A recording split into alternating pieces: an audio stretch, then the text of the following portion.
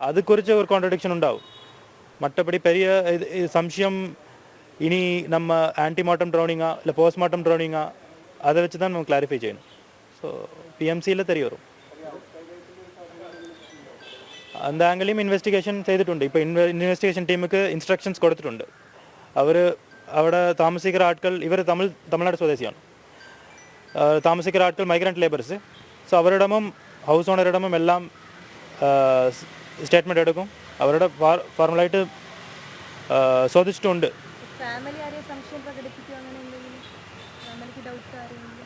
ഫാമിലിക്ക് ഡൗട്ട് ഉണ്ട്. എല്ലാവരും പോലീസ് എല്ലാവരും ഒന്നായി ട്രീറ്റ് ചെയ്യും. യാർ മേലെയും ബയാസ് അല്ല. സോ അതൊരു ഇൻവെസ്റ്റിഗേഷനിൽ വലിയ വരും. ഫാമിലിയുടെ സ്റ്റേറ്റ്മെൻറ്റ് ഇതുപോലെ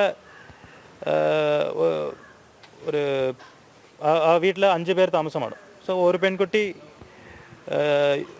പുറത്തിറങ്ങി യൂറിൻ കഴിച്ചിട്ട് പിന്നെ വരുമ്പോൾ പെൺകുട്ടിയെ കാണും. ഒരു 4 മാസ കുട്ടി കാണും. സോ അവർക്കും അത് മറ്റും അറിയും.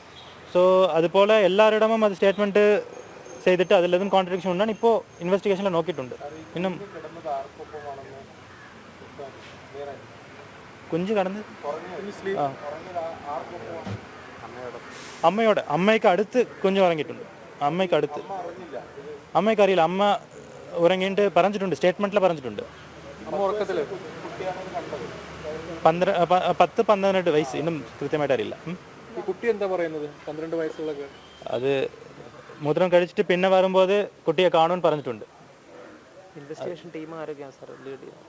ഇൻവെസ്റ്റിഗേഷൻ ടീമിൽ ലേഡി ഓഫീസേഴ്സ് ഉണ്ട്. SI എലൻഡോ തലമിൽ ഒരു ടീം ഫോം ചെയ്തിട്ടുണ്ട്.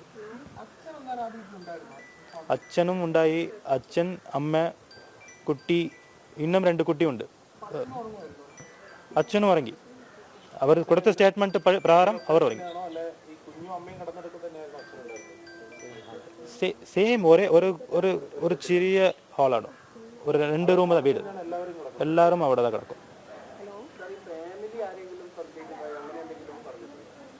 ഫാമിലി അന്ത മാതിരി അവർ റിലേറ്റീവ് ആരും അത് പറഞ്ഞിട്ടില്ല. അതുപോലെ ഇതും പറഞ്ഞിട്ടില്ല. ഇപ്പോൾ മറ്റ ആൾക്കാരെയും ചോദിച്ചിട്ടുണ്ട്. ഇനി ക്ലോസ് റിലേറ്റീവ്സ് ഞങ്ങൾ ചോദിക്കും. അപ്പോൾ ഒരു ഒറ്റ കുട്ടി. ബട്ട് അവിടെ 2 മറ്റാളുടെ കുട്ടിയുണ്ട്. ഇവരുടെ റിലേറ്റീവാണ്.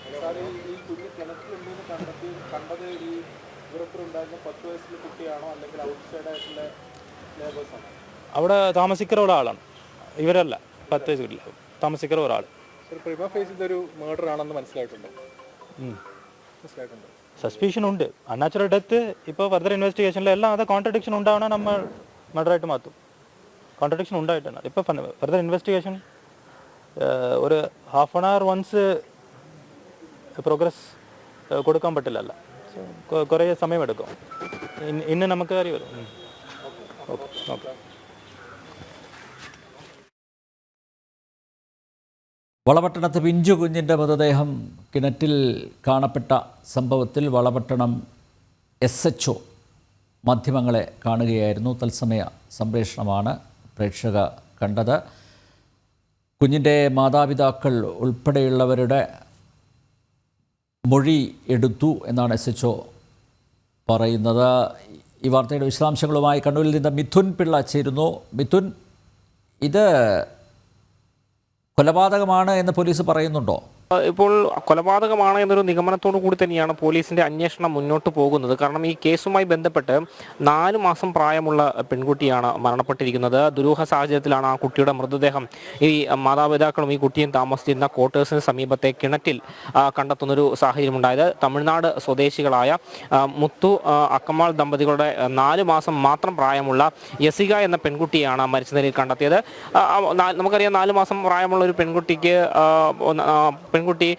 എന്താ നടന്ന് ആ കിണറിനടുത്തേക്ക് എത്താൻ സാധിക്കില്ല. അതുകൊണ്ട് തന്നെ ഇത് കൊലപാതകമാണെന്നുള്ളൊരു ഒരു നിഗമനത്തിൽ തന്നെയാണ് പോലീസിന്റെ അന്വേഷണം പുരോഗമിക്കുന്നത്. ഇതുമായി ബന്ധപ്പെട്ട് ആളുകളുടെ മൊഴിയടക്കം പോലീസ് ഇപ്പോൾ രേഖപ്പെടുത്തിക്കൊണ്ടിരിക്കുന്നുണ്ട്. ഈ അക്കമാളുടെയും മുത്തുവിൻ്റെയും കൂടെ അവരുടെ ജ്യേഷ്ഠൻ്റെയും അനിയൻ്റെയും മക്കൾ 2 പേർ താമസിച്ചിരുന്നു. മാത്രമല്ല ഒരുപാട് ഇതര സംസ്ഥാന തൊഴിലാളികൾ താമസിക്കുന്ന ഒരു ക്വാർട്ടേഴ്സ് കൂടിയാണ്. അതുകൊണ്ട് തന്നെ അവിടെയുള്ള മറ്റാളുകളെയും പരിശോധിക്കാൻ വേണ്ടി അധികൃതർ തീരുമാനിച്ചിട്ടുണ്ട്. അവരുടെ മൊഴികൾ ഉൾപ്പെടെ രേഖപ്പെടുത്തും. നിലവിൽ ഈ ഒരു കൊലപാതകമാണ് എന്നൊരു നിഗമനത്തിന്റെ പുറത്ത് തന്നെയാണ് അന്വേഷണം പുരോഗമിക്കുന്നത്. ഈ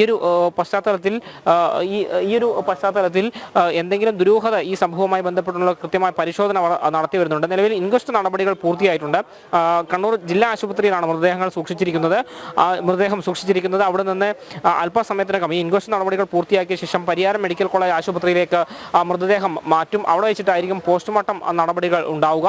ഏതായാലും ഇന്നലെ രാത്രി ഏതാണ്ട് 10:30 ഈ പെൺകുട്ടിയെ കാണാനില്ല എന്നൊരു വിവരം പുറത്തറിയുന്നത്. തുടർന്ന് അവിടെ താമസിച്ചിരുന്ന ആളുകളും അയൽക്കാരും ഒക്കെ തന്നെ വന്ന് പരിസരം അരിച്ചു പറക്കി അന്വേഷിക്കുന്ന ഒരു സാഹചര്യമായിരുന്നു. തുടർന്ന് ഈ കിണറ്റിൽ പരിശോധിച്ചപ്പോഴാണ് കുട്ടിയെ മരിച്ച നിലയിൽ കണ്ടെത്തിയത്.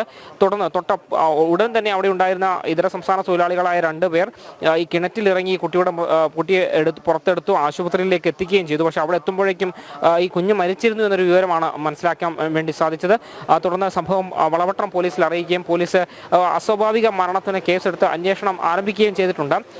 ഈ കുട്ടിയുടെ കൂടെ ആ റൂമിലുണ്ടായിരുന്ന അച്ഛൻ്റെയും അമ്മയുടെയും ഈ മറ്റ് സഹോദരങ്ങളുടെ മക്കളുടെയും ഒക്കെ തന്നെ മൊഴികൾ ഇപ്പോൾ പോലീസ് രേഖപ്പെടുത്തിയിട്ടുണ്ട്. എന്തെങ്കിലും അസ്വാഭാവികത ഉണ്ടോ എന്ന കാര്യങ്ങളടക്കം ഈ മൊഴിയുമായി ബന്ധപ്പെട്ട് പൊരുത്തക്കേടുകൾ ഉണ്ടോ എന്നടക്കം പരിശോധിച്ച് വരികയുമാണ്.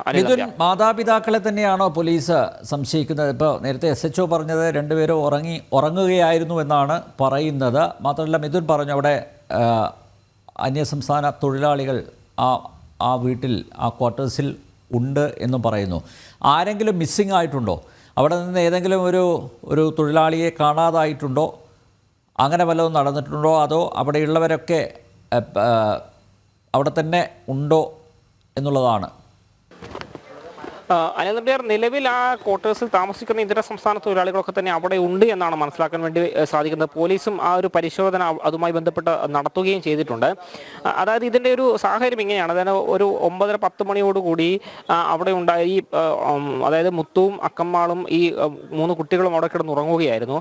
അതിലൊരു കുട്ടി ഒരു 9:30-10:30 സമയത്തോടു കൂടി പുറത്ത് ബാത്റൂമിൽ പോയി തിരിച്ചു വരുന്ന സമയത്ത് കുട്ടിയെ കിടക്കുന്നിടത്ത് കണ്ടില്ല. തുടർന്ന് വിവരം ഈ ഉറങ്ങുകയായിരുന്ന മുത്തുവിനോടും അക്കമ്മാളിനോടും പറയുകയായിരുന്നു. തുടർന്ന് ഇവരുടെ നിലവിളി ശബ്ദം കേട്ടാണ് ഈ മുകളിലുണ്ടായിരുന്ന ഇതര സംസ്ഥാന തൊഴിലാളികളും അതുപോലെ തന്നെ ചുറ്റുവട്ടത്തുള്ള ആളുകളൊക്കെ തന്നെ ഓടിയെത്തിയത്.